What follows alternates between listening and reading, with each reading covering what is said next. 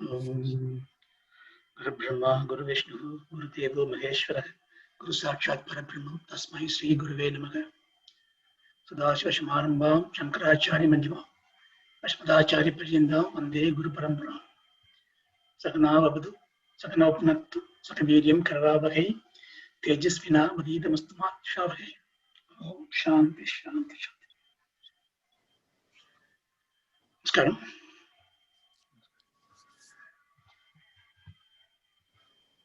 Vasudevendra Yogindram Natva Jnana Pradam Guru Mukshunam Hidataya Tattva Bodha Vidiyate. We are in this Jnana Yajna, studying the Vedanta Prakaranam called Tattva Bodha. And this is a kind of a spiritual journey for us. It's not a typical journey where you need to travel from a place to place in space and time. But it is in the place where we are comfortable with and pursue the knowledge. And why do we have to do this? Amongst us, because with the experience of life has given us the knowledge that everything that we acquire for sukha is mixed with dukkha and atripti. Therefore, we look for something which is blemishless, which is absolute happiness. And the Shastras tell that yes, there is one which is called moksha or mukti, a parama purushartham. And therefore, to acquire that parama purushartham, which is mukti or moksha, we need to go in the path of jnana. So that is why we started this.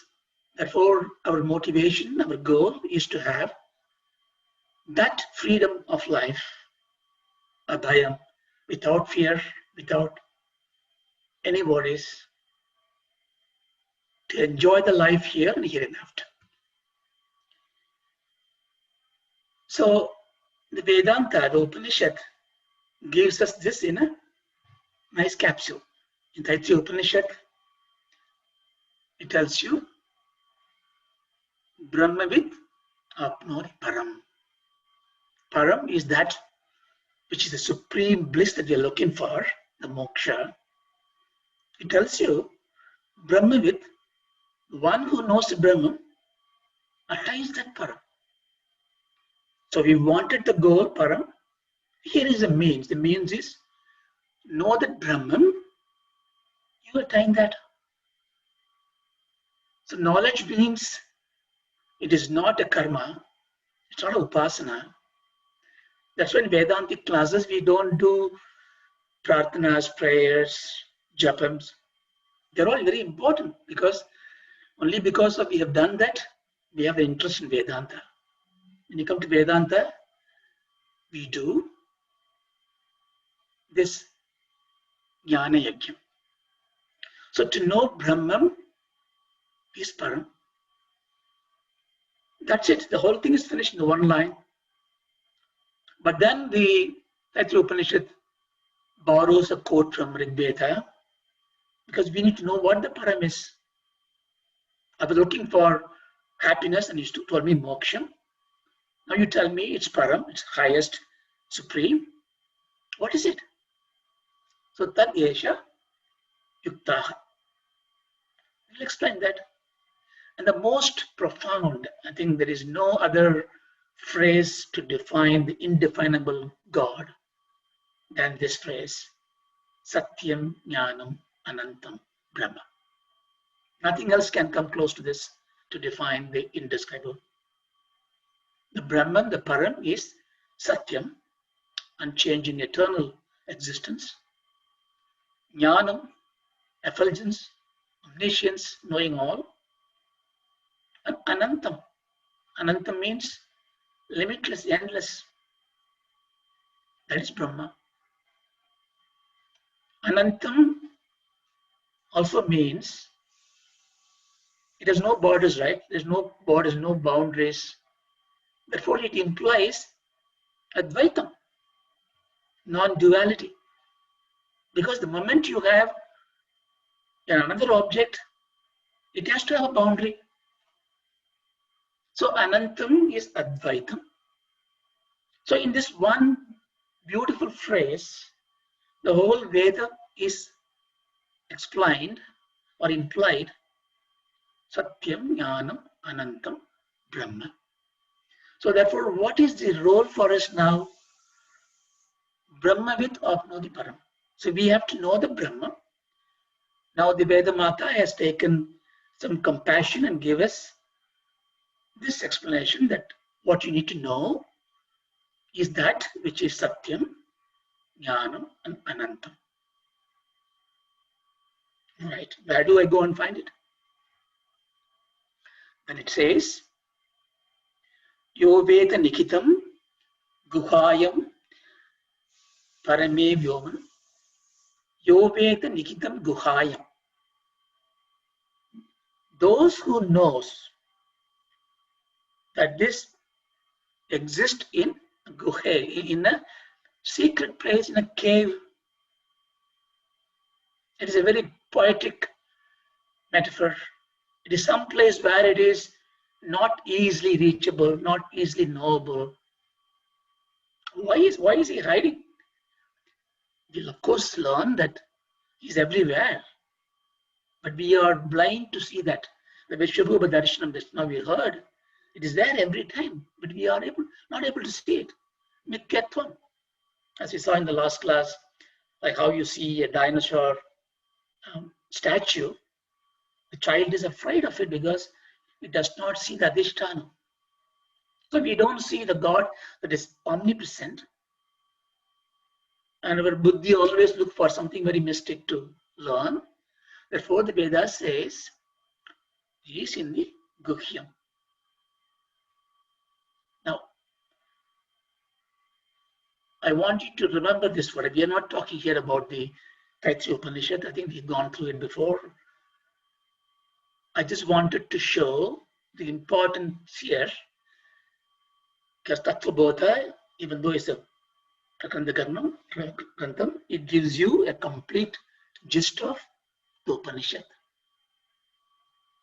The Guhyam, the secret place. What is the secret place? That we are going to see as Adi Shankara says, it's a Buddhist Guha. He keeps everything at the intellectual level because that's very important. So Buddhi Guha, the cave of intellect is what he calls it. But the Vidyaranya, who was a disciple of Shankara, who came later, this Pancha-kosha writes about this as 5 interlocking caves. Pancha-kosha. So that's what we're going to see. But the fundamental question is, so if I need to see this Brahman, if it is in a cave, a location needs to be there for this cave. How does it connect to what we are doing in Tattva Bodha? What are we doing in Tattva Bodha? We have come to the point, we have gone through this qualification to learn this Veda, Adhikaratvam. Then we are asked a question, the question that we never ask, the question that is most important question. Bhagavan Ramana says, this is like a toll gate, you have come you reach a destination, you travel from many, many places, but it comes to this toll gate to get into the main prasthana, the main road. Whether you may do yajna, pujas, homas, no matter which religion, which philosophy you go through, when you want to reach that emancipation, freedom, you come to this toll gate. Toll gate got a very simple toll to pay. It is going to ask you that $1 million question,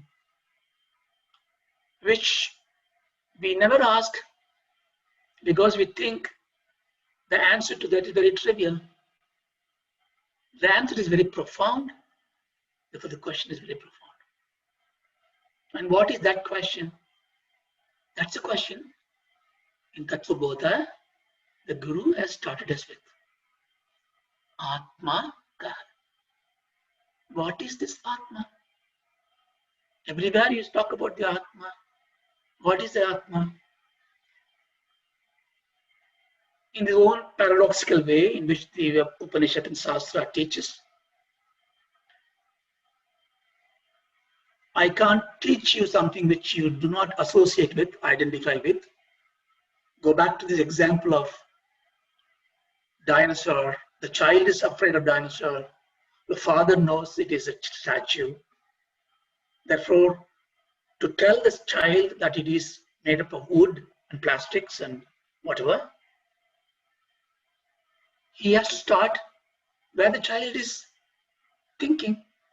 Therefore, he will say, look, this dinosaur, you will start with, his big head, big tongue, all those apparent realities will be talked about. That is mithya. That is not real. Therefore, here, the Guru responded with a technique. Let me first tell you, literally Atma means, in Sanskrit, the self, I. Simple thing. But there is a misconception about the identity. You have a false identity. You have a personality for which you give the name. And therefore, first I'll tell you what you are not. Because that's what you're holding on to. If it's quite easy to show what you're holding on to and say, my dear child, this is not who you are. Therefore, he said, Sthula, which is the most trivial one, the gross, Sukshma, which is the subtle one, which we can deduce, and Karana Sarira. We are different from this gross body, subtle body, and Karna, causal body. You are away from Pancha-kosha, Atita. You are far away, you are out of this Pancha-kosha. You are not the player of the Avastha-traya, the three conditional experiences that you need to go through, like the waking state, dream, and the deep sleep. You are the witness. So we have gone through all these things. We have gone through this. We contemplated, maybe not in a lot of time we did not spend. We just spent maybe 3-4 hours, but enough to give you to think about it. I think it's very important to think, because Vedanta Shravanam, if it is taken as an intellectual exercise, it is a burden. Why do you have to carry some intellectual thoughts in our minds, however prolific and profound it may be? It's just occupying our intellectual space. I would rather spend it on something else, tangible one, about my promotion in the office, what I need to do. Therefore, it's very important if you take this Vedantic courses and you grasp those points, like a cow, you need to bring it out and think about it. It has to make transformation in you, because it is the Paravidya, it is the science knowledge which no schools teach, no modern schools teach. And this is about ourselves. Therefore, in the first 3 sentences, what is not there, but the fourth phrase is very important. Now you give the positive identification to you and say, Satchidananda Swarupa. Right? If you go to the Upanishad, just now we saw, we are looking for the supreme happiness. That is some Parabrahma somewhere. Immediately we will say it is remote, because something supreme, blemishless cannot be I, because we always think we are too little, we are sinners, right? That's what some religions tell you. So we think about us as something insignificant. Therefore, something supreme should be away and remote. And that Upanishad told me there, Satyam, Jnanam, Anantam. Anantam means Anandam. Anantam means what? Completely filling everything else. Anandam is what? It's a consequence of fulfillment. Anandam and Anantam. There's a difference in the letter. Here it says Satchidananda Swarupa. Who? I am. See how this Upanishad is now gently pushing you a paradoxical equation for you to solve.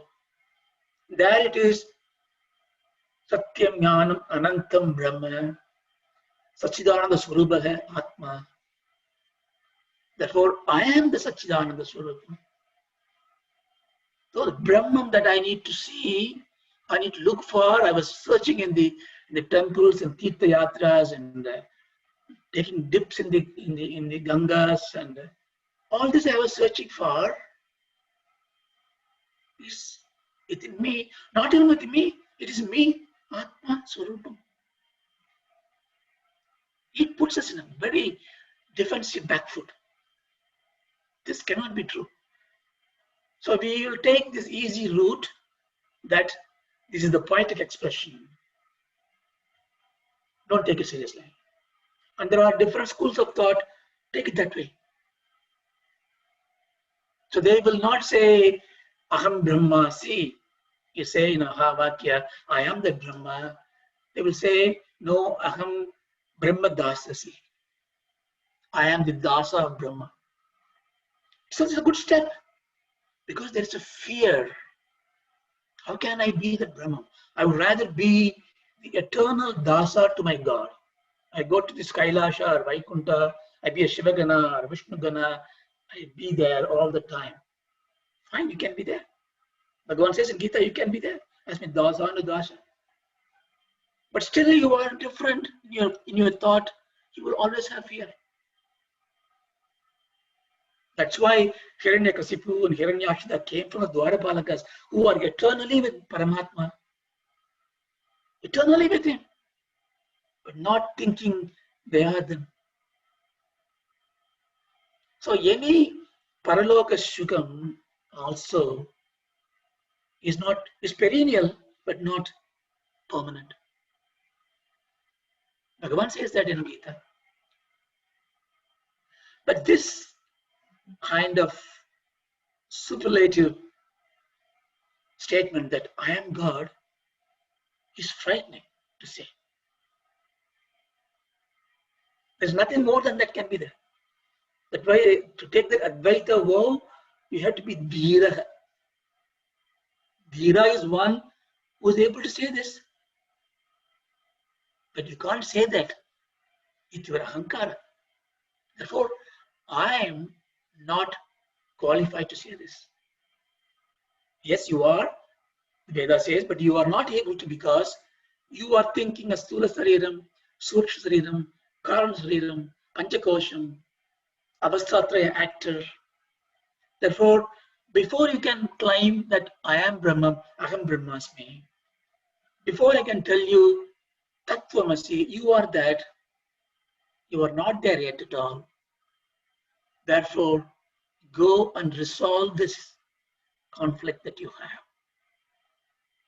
This is the Jiva Yatra or the Jnana Yatra, the spiritual journey that we are taking. This is the reason we study about Atma Jnana. This is the reason the toll gate got this question, who am I?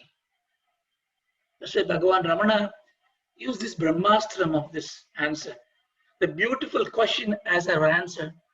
This is the only question that can be answered to all the questions.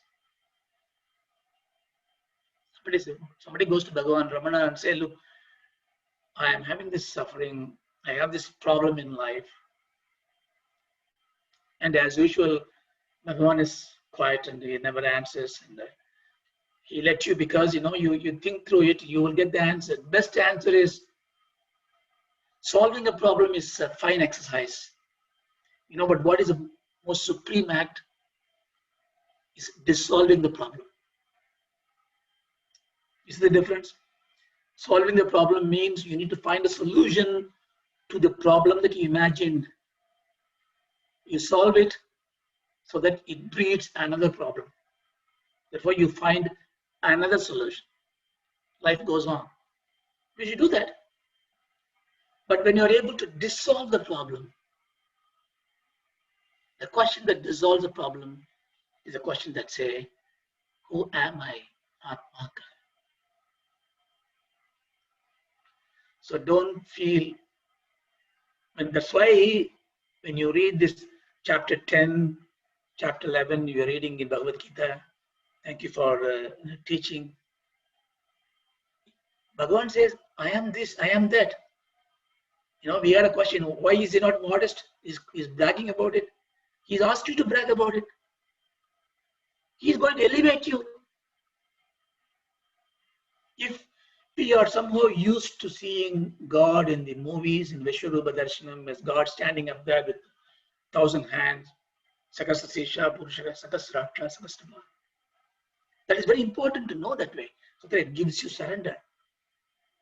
But the reason why he is like this, because he wants you to know that you are that. So we have gone through this. I give this exercise, repeat this one so much because the Pancha-kosha Vicharam completes this exercise of the first 3 sentences. It's very important to understand. I do receive a couple of questions. Some of the questions are very insightful. Some are my inability to communicate well, so you had a misunderstanding of it. So I will try to answer them as we pass by. At some stage, we can have an interactive session to ask the questions, and don't afraid to ask questions, because if you don't resolve this and if you're not convinced that we know it, this jnanam is laden weight. So we have therefore put an equation. I am the Atma, but I am confused with my Anatma, that which is not Atma. Therefore, the true I today looks like an Atma plus Anatma mix. So I have to resolve this equation. So I have taken a vow to elucidate this Anatma part and shoot them away one by one. Which means not that I'm going to destroy them, but I'm going to be away from them as my belonging.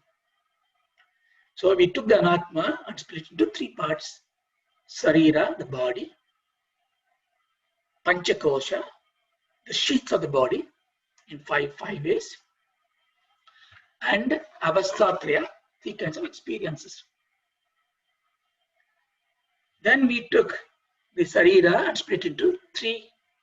Sthula Sarira, Sukshma Sarira, and Karana Sarira. Sthula means a gross. Sukshma is the subtle one. And the Karana is the causal one. We spent 2 sessions on that. They were important sessions. And we identified a few points. The Sthula Sariram is gross, inert, got a beginning and end. Begins in the womb and end when it dies. That's it. It's very, very temporal, inert. And there is a Sukshma Sariram, which we do not see. That's why it's called Sukshma. But we use the Anumana Pramana. We infer, use our logic. You can see a dead body and a live person. You can see definitely there's a difference. You know, even a living person when it's dead, you know, I remember take my father to the hospital. When he's done, then you say, take father's body. It becomes different. Therefore, Sukshma Sariram must be there. So there is no, you see, we always have to prove whatever we say in Vedanta. Instantly we should prove it, or subsequently we should prove it, because without proving, we will not go further. So Sthula Sariram is proven, it is evident. Sukshma Sariram is proven because it is intuitively we know that that's something which animates his body. Then we had something not well proven yet, but we understand it is the way it should be, that there must be a reason for it, because everything got a reason in this world. The reason for this Sukshma Sariram is the causal body. It is not a body by any shape. We just use the Sariram, but it is a reason for having a Sukshma Sariram. Therefore, you can, for all this practical thinking purposes now for our course, we can say Sukshma Sariram is the beginning of our embodiment. Karana Sariram is just a reason for it. Therefore, it already answers some of the questions that I received. Sukshma Sariram does not die. You only have one Sukshma Sariram. It is always there. It's Anadi. But it takes different embodiment. It is also inert, insentient. But it borrows the sentiency, like the mirror borrows the light from the sunlight. It borrows from the consciousness, the Atma. It's called Chidabhasam. We talked about it. Therefore, when somebody dies, what leaves this body is the Sukshma Sarira. We will talk about it later. A part of it becomes Jiva. But we know that this is not us. Why? We applied certain things. What do we apply? We apply, I give you quite a few. Just remember this, 3. Parinami Bhavatmaka. VICARA. Changes. I am the same person. I know if you look at my photograph when I was 6 years old and 10 years old, 30 years old, and now you look at me, I'm completely changed. I become old. But it's the same me, is it not? But it's quite easily you can discard all those things. So we said, yeah, they're not me. Then we gone through, right, they are the materials that belonging to you, instrument. So let's see, the identification comes in 2 things, right? Like for example, so I'm Raja, friends know me. When I go to my office, somebody calls me a boss, somebody calls me a servant. My children calls me dad. So I get names for my personality. Therefore, we should also, based on my karma, what I do, my action gives me a different identity. Therefore, we look at the experience of what these bodies go through. It's called avastha. Avastha is not just anubhava. Anubhava is you have a will, you have a choice. Do I have to sit in this course and labor my brain? I don't want to. So you can decide and discard the anubhav that is there in this Sunday class for you. But getting up this morning, you have no choice. Sleep comes, sleep takes away your physical senses, and then something wakes you up. In the sleep, a dream comes in. You have no plans. It happens to you. You have to conditionally go through this experience. It is called avastha. So avastha is also anubhav, but it is something to be endured, something to be imposed on us. So we looked at these 3 avasthas. The Veda defines Jagrat, Swapna, Sushupti. Jagrat means the waking state. Right now we are. Swapna is a dream state. Sushupti is deep sleep state. And we go on to the definition of it as well. Because in Vedanta, the research is always refining the definition of it. We don't need to have a mathematical proof for anything because mathematical proof is needed. Definition is inadequate. When the definition is absolutely clear, do I have to prove I exist? Even if you put the lights off, I know it. So that is kind of a approach Vedanta takes. No toiling, no need to worry. If you start defining the definition, the Lakshana precisely, therefore we always do Patavichara. I keep on stressing the point. You don't need to really hang on to a long slogan in your mind. Just catch those words. And the words keep on changing. Dharma is a word and we'll change it in 200 times. In Guna is a word. You see in Bhagavan in 13th chapter in Bhagavad Gita, will flip it up in so many ways. So here, the Jagrat is a word defined as where your complete embodiments is being used. That means I am with my Karana, Sthula, Sukshma Sarira. When I have Sthula Sarira, I am able to enjoy. It's a Bhoga Sarira. Bhoga Ayatanam. Therefore, to express, this is very important to understand. I give an example of light. Light you cannot see. To see the light, you need to have something to reflect the light. That's why the deep space is completely dark. Sun and billions of stars are there. It's completely dark. But if a little satellite flies, you can see the satellite because it reflects. We forget all this because when we are that knowledge is taken away unless you study physics in the school. We see everything is existing. We don't care about the sun. How often you look at the sun? That's the reason why we are asked to do Sandhya Vandanam. At least 3 times pray to sun, sun. Look at the sun. He is the one who lights you everything else. The point here is to enjoy, to reflect. You need a body. That's why you can see, enjoy, even express. Even to talk about Advaitam, you need this Dvaitam. To explain to you, this is happening. You need this body.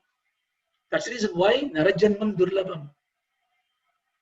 If the body is gone, if I am Sukshma Sariram and I am looking for a body, I can wander around the world. Nobody's going to teach me because I can't hear. My instruments are gone. That's why Pitrus who have not done salvation in this earthly living, when they depart, they have no choice. They have avastha. Either they have to be Brahman or they have to take an embodiment in some loka. In between the state is where this Malay Bhaksham these days are. This is a very important time where we worship the Pitrus. We give those souls, we do not know. I'm sure all of the parents and the grandparents are all punyatmas. They'll be all comfortable, happy somewhere. But if for whatever reason they were wandering around, what do? I'm digressing here, but the point I'm trying to make is this: the importance of Sthula Sariram cannot be underestimated. People mistake, Vedanti, Sannyasi, he doesn't care about the body. I don't care. No. The body is an instrument. You care as a best instrument that you can use. But it is not you. Therefore, when the bodily ailments comes in, when you have fear, don't worry about it. Like when a shirt is dirty, okay, you may have a bit of upset because shirt is dirty, but you won't be grieving about it. You can't wash it. If it can't be washed, you wear it as it is, or throw it away and buy a new one. Same way, the body has to be treated with respect, but not with attachment, not entanglement, but engagement. So we've gone through this Vishwa. So again, I think Vedanta is trying to give you a little hand, It's called Arundhati Nyayam in Vedanta Vicharam. When I don't know whether it is still happening in the weddings. In weddings, for example, when the bride and groom join hand together, in our tradition, I'm not being sexist or chauvinist, but I'm saying always a guru seshya. Husband is a guru and wife, it can be the other way, doesn't matter. So in the Tambatyam is a guru seshya. They may live together as to give the dharma, but evolve into a guru seshya. Mutually, each is guru to each other. So in the wedding ceremony, there is a ritual called looking at the star Arundhati. I don't want to go into the Puranas, but so to show that the mantras go like this, you show it to him, show it to her. Like that, you show this. You look at the tree, you look at the branch, and look at the gap in the branch, and you see a moon, and you just go up there, and you see the star. That is Arundhati. So the listener's attention is not on the Arundhati, but it is on what being shown. This branch, the gap. It's easy step, incremental steps. So you can't just take, that's how the Veda does. When you talk about the Brahma, it says, yeah, do this Navagraha Puja, go and worship this God, do the Vinayaka Chaturthi Puja, do this Navaratri Puja, do this Shakti Puja, worship this God. Somebody thinks Vedanti, they know everything, they say, oh, this is all Sabana Brahma Upasana, it is all nonsense. No, it is the Arundhati Nyayam. You have to go through all the steps. So here also it gives you steps. Okay, you are in the process of finding out who you are. Therefore, our method is Vivekam. Vivekam means discriminative intellect. Paguttarivu in Tamil. Cut everything into pieces and identify what they are. Therefore, I am going to now tell you your name, not Raja, Balu, whatever, your name now, as you are in Jagrata state, is Vishwa. All the humanity, everybody, man, woman, everybody. We are all Vishwa right now. Because we are engaged with this world. Vishwam is the world. Vishwam is also complete. Because I am complete with my embodiment. My Sukshma, Sthula, Karana, Sariram is engaged. Therefore, I am a Vishwa. When I go to sleep and I get a dream, my physical body is natural state, inert. My indriyas do not work. Mind is now has nothing to do. It takes the samskaras and the thoughts and play around, mix and matches. That person, the dream, is not the same person in the waking state. How do you prove it? Well, I wear glasses to read things. The dream, I don't go to bed with my glasses on so that I may see my dreams crystal clear. Do I? I can see it. I may have a 5-course meal in a fantastic restaurant, but go to bed, I'll be dream of hunger. My dream is devastating. I'm running around headless chicken, hungry. Nothing to do with my Vishwa state. Therefore, I must give a different name to that person, that personality, Taijasa. Tejas means light. It's light. You have to hold on to this example very importantly, because when you go deeper later, you see this is going to be compared to the Jagat Srishti. Somebody asked a question on this state. I would not answer it right now. You'll do it later. Then there is a state, a deep sleep, where you are completely dozed off. Nothing is there. You don't even know you are a man, woman, tiger. Don't know. Whether you are in this world, other world, don't know. Everything is gone. So you should be absolutely not knowing anything. But the name given is Prajna. There is a very subtle insight into this. I do not know anything in the deep sleep. Prajna means knowing something. Then why the name Prajna is given to them? Again, Vedanta is teasing you because you know that you do not know. You are aware of your total ignorance. The light is off. I don't see nothing. I see the darkness. I don't see the objects, but I see the darkness. See, sun may be an important aid to see things, but more important is the light I have inside me to see even things that cannot be seen, the darkness. That's why it's called Prajna. Again, I'm only revising what we've gone through for the benefit of you and some of them new joined today so that you can appreciate what you're going to talk in the next few minutes. So we finished those things, and what we need to do is the Pancha-kosha. For whatever good reason, the student did not ask the question about Pancha-kosha, but he asked about Sarira and Avastatraya. So we go to that. So firstly, what is Pancha means? Five. Kosha means many meaning. One meaning is it is a sheath, it's a cover. Koshavat achadaidi dasmat kosha. That which covers, like like a in a sword, you have a cover.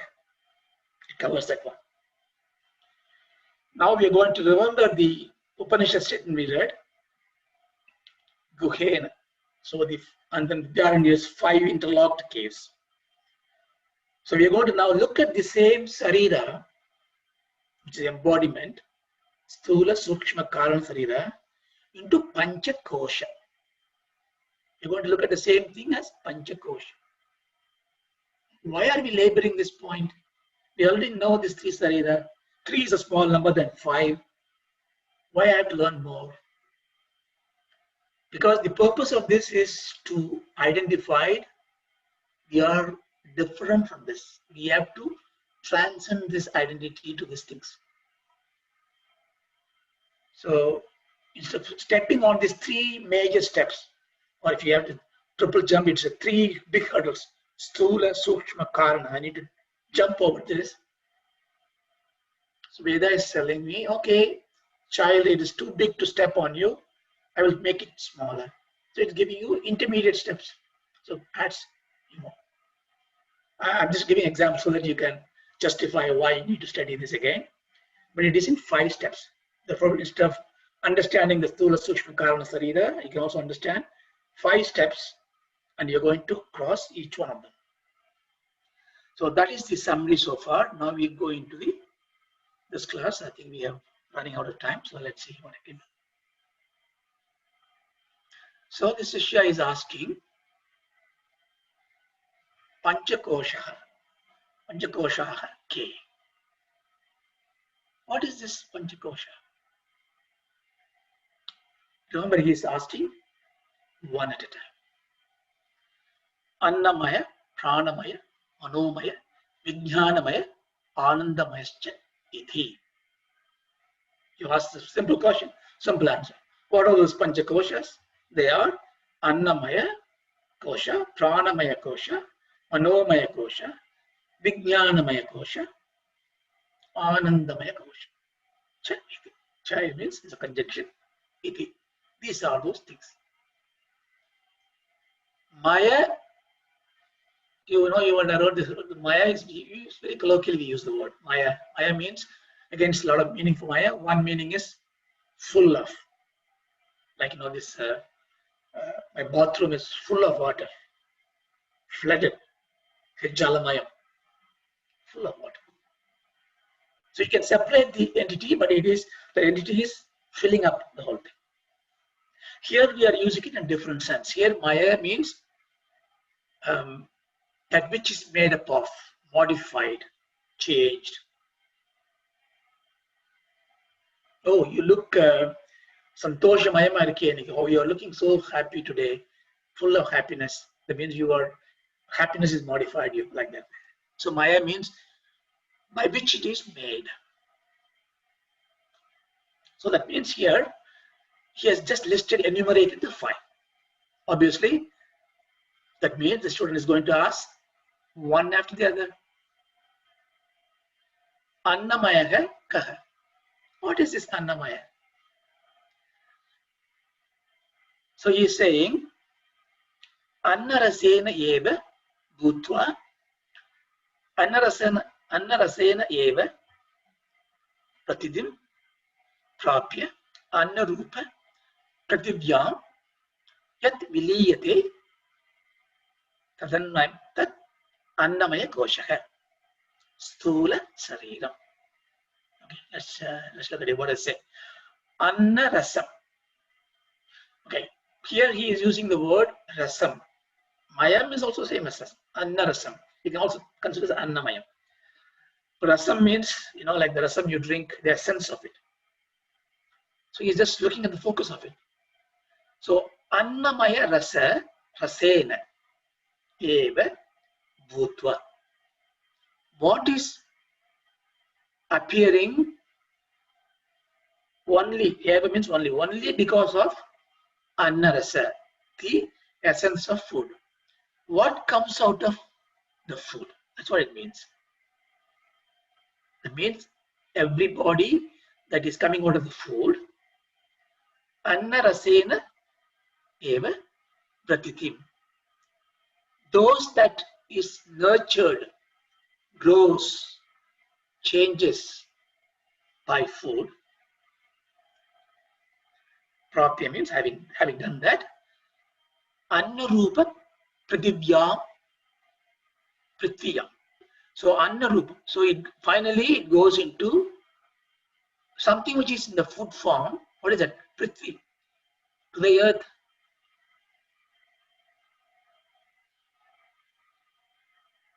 Viliyate. Viliyate means merging into. That Annamaya-Kosha. So what are you basically saying?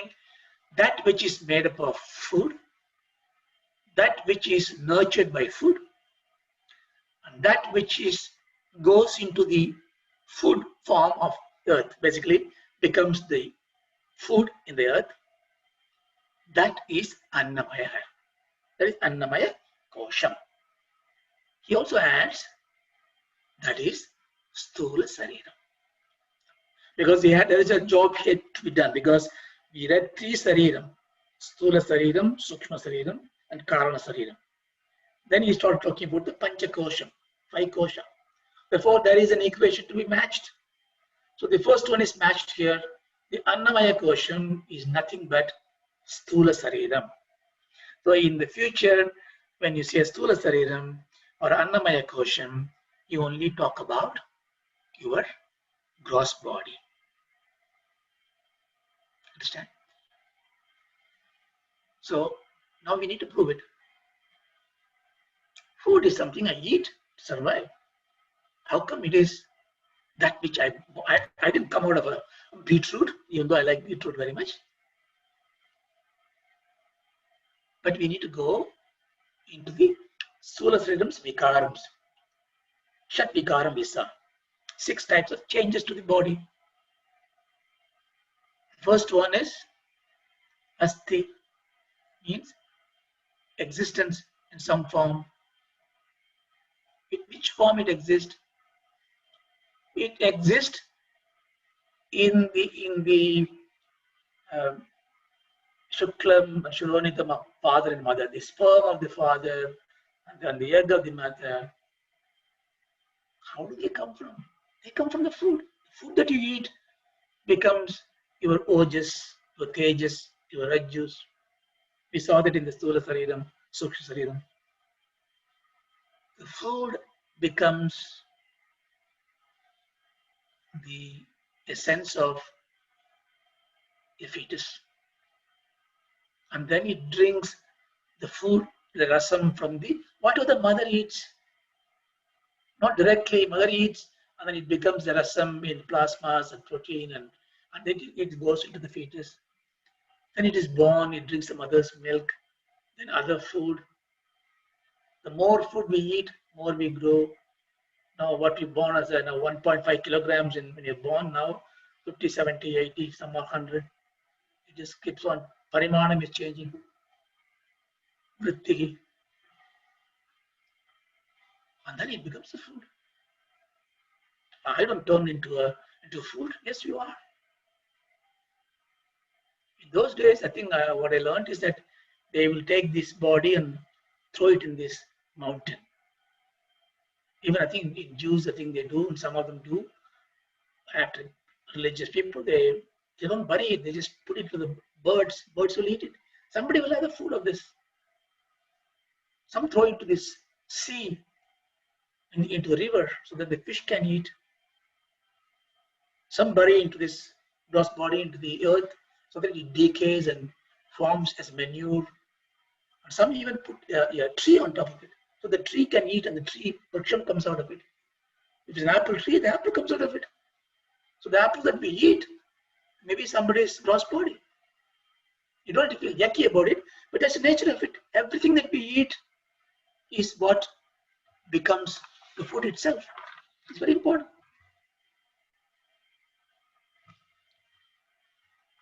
So, and then it decays and then it goes into, some burn it up and make us ashes, and ashes is mixed with the water. Again, it goes into this. thing there. So Tattva Upanishad says, Annat bhutani jayante yadat annena vartande. Atidet chapuda bhutani dasmatantam uchati. Same thing. You eat food, and then food eats you. It's beautifully said. I mean, Upanishad is always mystical and paradoxical and beautiful words. I mean, you can enjoy it. This is you have to really enjoy reading it and for all aspects of it. You eat food and food eats you. And whatever the food that we are eating is eating us. Remember that. Therefore, Annamayaka is very clear. So the body that therefore you see, how does it transform? We saw that. Every food that you eat, we have not talked about it. The text hasn't really given us the adhikaram to talk about the gunas. We'll come later. Everything has got these three gunas. Right now you take it as a tamasic guna is something you can, in this food concept, something is of no value, you can discard it, but essential to hold everything together. So if I eat an apple, for example, the tamasic part of it passes through my stools. But it's important because it holds everything else. The rajasic part goes into some part of my majja and in the vitamins, minerals into this. And there is a sattvic part, very subtle part that goes into the sukshma sarira. So there is a little bit of annamayam sukshma sarira, but that's why I think the sattvic food is very important. Bhagavan spends so much time like teaching like kindergarten kid what to eat. See, you can imagine Bhagavad Gita, second chapter is somewhere in the epics of Himalayas and above, talking about Atma Tattvam. Atma is a Nitya Shuddha Buddha Bodhatma, VICARA, Kudastha Atma. He talks about something which is esoteric in nature. And then he explains everything else in great detail to the extent coming and telling what you should eat, what you should not eat. It's only a Karunya Mata can do that. It's a guru. It's not only, guru is not just giving you some complex ideas and walk away. Guru takes ownership of it. Guru Brahma, Guru Mata, Pita, Guru. Tumeva Mata, Tumeva Pita. So Krishna takes the responsibility to teach about what food to eat, sattvic food. So so we don't want to labor this point very long. So what we therefore see is Annamaya Kosham is the Sthula side. Why do we need this for? It is Jada Shakti.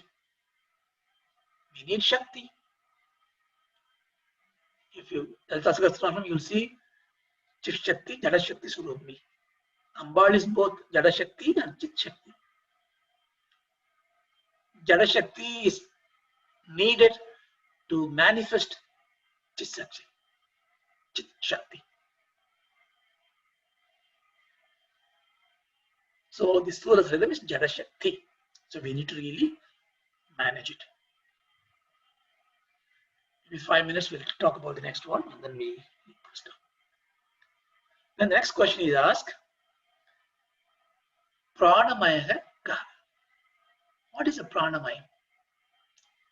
You know what is prana is? Prana is the life energy in the form of air that we breathe, and it forms into prana, apana, utana, samana, yana, vyayu, and also 5 sub-upa vayus like kurma, kirma, and all that. We've got a lot of things in Yoga Shastra, we'll study them. But there is, what is this kosha formed by this life energy? Pranamaya. So pranadhya panjavayavaha vagindriya panchakam pranamaya kosha. Pranadhya panchavayaka.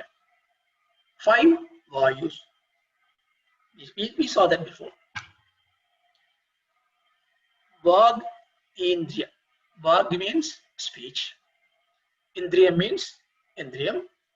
Speech, etc. Indriyas. Basically, what are these? They are Karmendriyas. Remember, Karmendriyas are not gross body. When I say speech, it's not the physical mouth. Anybody can have a mouth but cannot speak. The speaking power to speak is Vak Shakti. The power to hold something is a Hasta Shakti, Pani. So the power to perform action is Karmendriya. So the pranas, Pancha-prana visa, you remember we had 5 karmas, Pancha-karma visa. Therefore, the Pranamaya-kosha, which is the not the gross body, it's a linga sarira. You remember that? Therefore, we don't put a picture of a man or a woman. It could be anything. So that's why we call anda, a linga. Everything comes out of this kind of a linga sharira. So there's a linga sharira we have, and therefore the outer cover, the sheet, is pranamaya kosha. The pranamaya kosha, what is saying? It is saying it has got the pancha prana. What are the pancha prana? Apana, prana, apana, yana, samana, utthana. See, every time when these words are coming in, for those students who are listeners who are really keen about learning this, think about what they are. Every word should give you connection so that it resonates in your mind and it becomes Yastita Prajna. So you have the Pancha Prana and also Pancha Karmendriya. Therefore, these 10 items becomes Pranamaya Kosha. What does the Pranamayas do? We already talked about this. Pranas is the one that binds the Linga Sharira to the Sthula Sharira. Prana is the life giver. That's what we call life animator.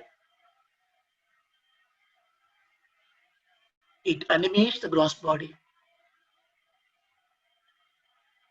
Animation means the body is able to do things. The Karmendriya can manifest. That it can manifest, it manifests in the Golakam. Indriyam always manifests in the gross body in the point of expression. So therefore the body becomes active. So when I raise my hand like this, so it is not an easy task. We take it for granted. The Pranamaya Kosha gives me a Kriya Shakti. So my hand can go up. The medical students will know, they will define pages of lectures on this. How many signals pass through, how many biochemicals pass through, how many nerve signals go through. A lot of things happening. It needs power for this. A paralyzed person or a dead person cannot do this. This Kriya Shakti is the Pranamaya Kosha's manifestation.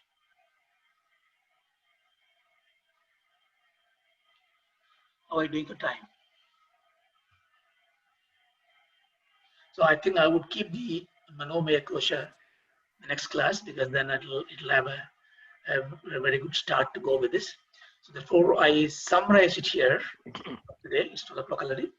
So what we have done, we have now understood that Sthula Sukshma Karana Sarira can be transcended by understanding them, those, into 5 steps of sheets. Imagination can be a sheet like a Russian doll, one within the other. Okay. See, let me just let a secret out of it. So you were expecting, to look at a Russian doll, you put one doll, you see something inside. So the 5 caves you think, I go through each cave, I'm going to find something. They're going to say, nothing to see. So I'm preempting the disappointment for it. But we will start the next class. Thank you so much. Om Shanti, Shanti, Shanti. Thank you, Raja. Very nice again. Nothing to say about it. It's always fantastic to listen to you anytime. Now, Natuji. Okay. Om